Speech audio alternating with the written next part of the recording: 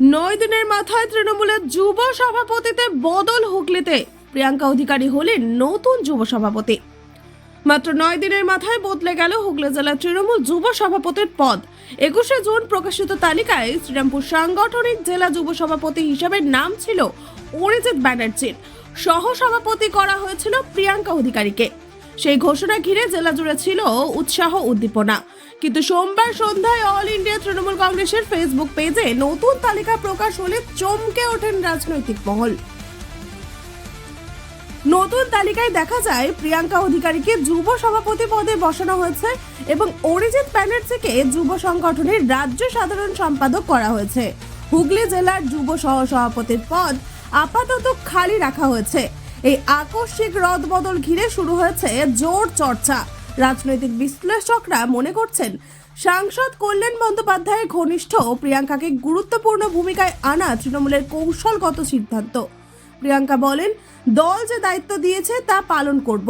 শিক্ষিত ও নিষ্ঠাবান কর্মীদের দলে টানাই এখন আমার লক্ষ্য।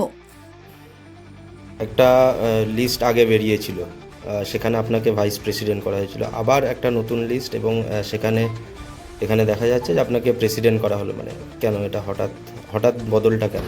দলের সিদ্ধান্ত, মমতা ব্যানার্জি অভিষেক ব্যানার্জির সিদ্ধান্ত। দল যখন ভাইস প্রেসিডেন্ট করেছিল তখনও সেটা আমি দলের সিদ্ধান্ত শিরোধার্যভাবে মেনে নিয়েছিলাম। আজকে দল মনে করেছে আমাকে প্রেসিডেন্ট করবে, সেটাও আমি দলের সিদ্ধান্ত শিরোধার্য হিসেবে মেনে নিচ্ছি।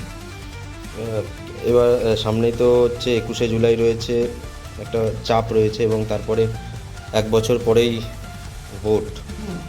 কিভাবে কি কাজ হবে? দেখুন, 21শে জুলাই আমাদের আগের প্রত্যেক বছরই আমরা তৃণমূল কংগ্রেসের একটা ইতিহাস আছে যে 21শে জুলাই আমরা যে বছর যত গ্যাদারিং করি, যত লোক নিয়ে যাই ধর্মতলার বুকে, তার পরের বছর আমরাই আমাদের রেকর্ড ভাঙি। তো 2025-এ আমরা 2024-এ যা লোক ধর্মতলার বুকে নিয়ে গেছিলাম সেটা অবশ্যই আমাদের টার্গেট থাকবে 2025-এ আমরা সেই রেকর্ড ভাঙবো। এবং মমতা ব্যানার্জি অভিষেক ব্যানার্জির ডাকে আমি বিশ্বাস করি হুগলি জেলা থেকে এবার ঐতিহাসিক লোক হবে। একটা নতুন পথ পেলে হঠাৎ 9 দিন পরেই পথ চেঞ্জ এবং তারপরে জেলা থেকে একদম কলকাতায়, সে কী বলবে? দল আমাকে যে সম্মানটা দিয়েছে, সাধারণ সৈনিক, একদম তৃণমূল কংগ্রেসের সৈনিক হিসেবে আমি কৃতজ্ঞ। নতুন দায়িত্ব পেয়েছি, আমি চেষ্টা করব ছাত্র যুবকে আরও উন্নতিত করে দলের আরও হাতটাকে শক্ত করা এবং মমতা বন্দ্যোপাধ্যায় অভিষেক বন্দ্যোপাধ্যায় দেখানো কথা এগিয়ে করা। নতুন বার্তা কী দেবে? নতুন ছাত্রছাত্রীদের কী বার্তা দেবে?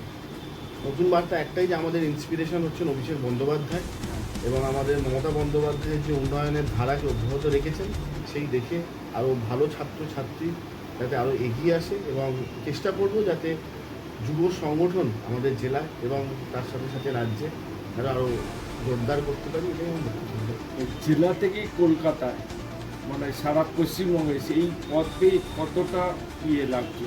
খুবই খুশি। একদিনে 9 দিনে একদম বোল্ড আউট হলো হিসাব মতো। জেলার দায়িত্ব পেয়েছিলাম, দল নিশ্চয়ই কিছু ভালো ভেবেছেন, তার জন্য আমাকে রাজ্যে নিয়ে গেছে।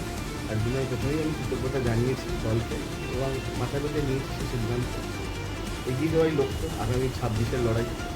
এখন তো এই ছাত্র নেতাদের এগেনস্টে অনেক কিছু দায়িত্ব এসে গেছে অলরেডি তৃণমূলের ক্ষেত্রেও।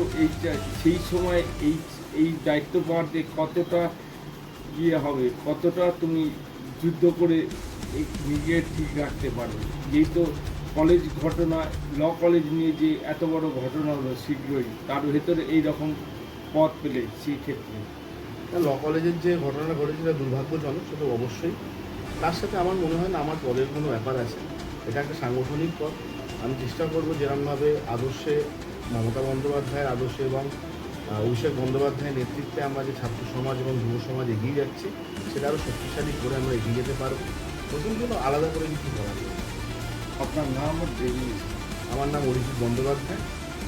আমি এখন স্টেট ইউথ কমিটির জেনারেল সেক্রেটারি।